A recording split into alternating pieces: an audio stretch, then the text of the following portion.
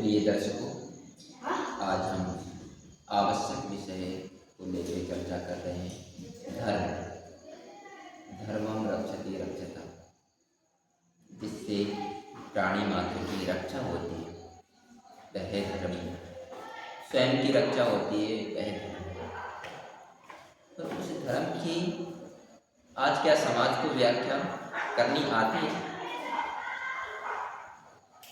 जिनको आती है वो अपना धर्म समझते हैं। धर्म के माध्यम से वो अपने मजहबों की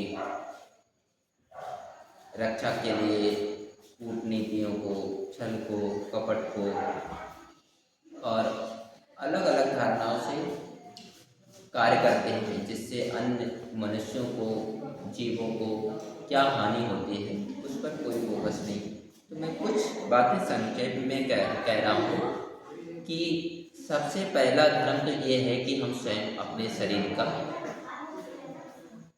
स्वास्थ्य अच्छा रखें, मानसिक रूप से और शारीरिक रूप से। हमें आहार का ठीक बोध हो, हमें विचार का बोध हो। हमारा आहार से पूरा स्ट्रक्चर शरीर का निर्माण होता है, विचार से हमारा करेक्टर, पूरे मन का, पूरे चरित्र का, करेक्टर का निर्माण होता है। ये दोनों चीज़ें आज हम भी एक मनुष्य हैं, हमारा भी मन है, हमारा भी चरित्र है, हमारा भी शरीर है।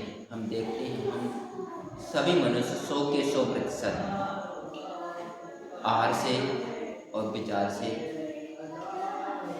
कहीं ना कहीं निर्मित हो गए। कोई ज़्यादा है, कोई ज़्यादा रेशो में है, कोई कम में है। हम इन्हीं चीज़ों की हमने पढ़ाई की है। यही हमारे व्यवसाय के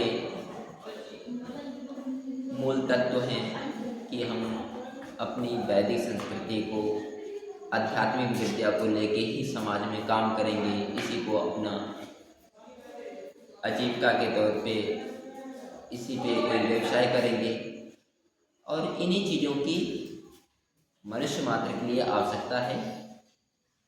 तो जन जागरण के रूप में इस संस्कृति को हम हर घर, हर जन तक पहुंचाने का अपना दायित्व पूरा करेंगे। पर इन चीज़ों पे आज समाज इतना फोकस नहीं करता है कि हमारा ये भी दायित्व है कि हम सुधरें, दूसरों को सुधारें, कोई बात नहीं। पर जो हम अभी बात कर रहे थे आहार और विचार की, कि अपने आप को सुधारने की बहुत आवश्यकता है। हम देखते हैं 50 साल पहले वायु शुद्ध थी, पानी अच्छा था, हमारा आहार शुद्ध था और इतनी कार्बन डाइऑक्साइड नहीं थी, इतनी पॉपुलेशन नहीं थी और जितनी वो ग्रीन हाउस में जो गैसें आती हैं, जो हमारे वातावरण को, प्रकृति को प्रदूषित कर रही हैं, वो गैसें इतनी मात्रा में नहीं थी। पूरा नेचर हमारे शरीर के अनुकूल था और हम बहुत स्वस्थ होकर जीवन को जीते थे। ज्ञान इतना नहीं था, मगर जितना ज्ञान था उस पर व्यक्ति का धैर्य था, उस पर श्रद्धा थी और विश्वास था। लोग उस ज्ञान को अपने जीवन से लेके अपने परिवार, समाज में व्यवहारिक रूप से जीते थे।